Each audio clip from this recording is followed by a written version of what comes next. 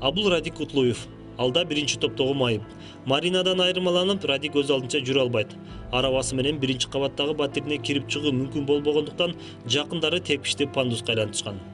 Но правда он слишком крутой. Бирок ал өтө элетик. Мындан арабанын алды жагы эмес, арты менен гана түшө аласың. Алды менен түшсөң жыгыласың.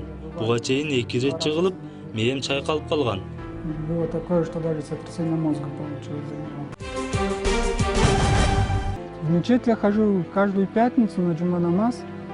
Мечитке жума намаз күндөрү барам. Ушул ылдыйыш жол абдан тоскоолдук жаратат. Сама горка и вот это вот тоже препятствие здесь. Радик мечитке барыш үчүн үйлөрдү аралап олтуруп жарым саат убактысын кетирет. Өткөн жылы бул жол курулуп жатканда ушул дөңгө жолчу куруп бериле деген өтүнүчү колдоо тапкан эмес. Они отказали, говорят, нет, у нас нет. Алар таких колдорунда возможностей. мындай мүмкүнчүлүк жок экендигин айтып баш тартышты.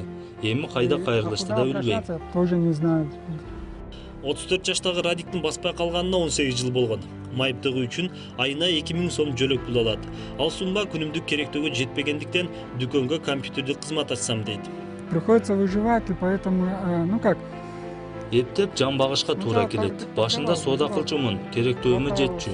Бирок эми достор, тааныштар карыз алат дегендей, алардан кайра акчаңды өндүрүү кыйын. Ошон үчүн соодадан алыстап, ушул жерде компьютердик кызматтарды ачсам дейм. не хочу. Я хочу сделать компьютерные услуги здесь открыть. Конкретно было для моего Менин дарыларым, мисалы бир ампула 600 сом турат. Жылына берилчү 400 сом бир ампулага да жетпейт. А мен айына 2 ампула алып турушум керек. Акча жоктугунан азыр эч кандай дары-дармек албайм. Я лечение сейчас никакое не получаю. Радик башкалар сыяктуу эле үй бүлө кургусу келет. Бирок бул кыялы азырынча ишке аша элек. Конечно, хочу. Кто этого не хочет?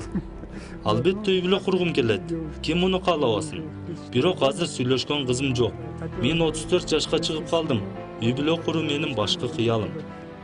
Жениться. Бул пандус шаардагы калкты тейлөө борборунда курулган. Бирок ал курулуш талаптарына жооп бербегендиктен мүмкүнчүлүгү чектелген жаран бирөөнүн жардамы менен да пандустан чыга албайт.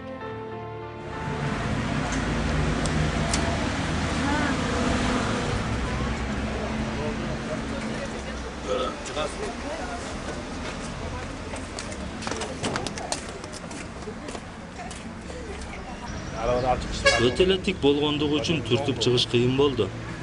Мүмкүнчүлүгү чектелген жаран шаардык транспортко кирип чыгуу үчүн канча убакыт кетирет жана канча адамдын жардамына муктаж болот, аны атайын текшерип көрүүнү чечтик.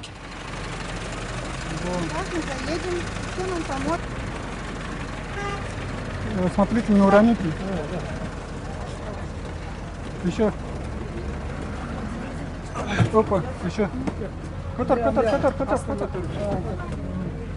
Спасибо. Осторожно. Ой, извините, пожалуйста.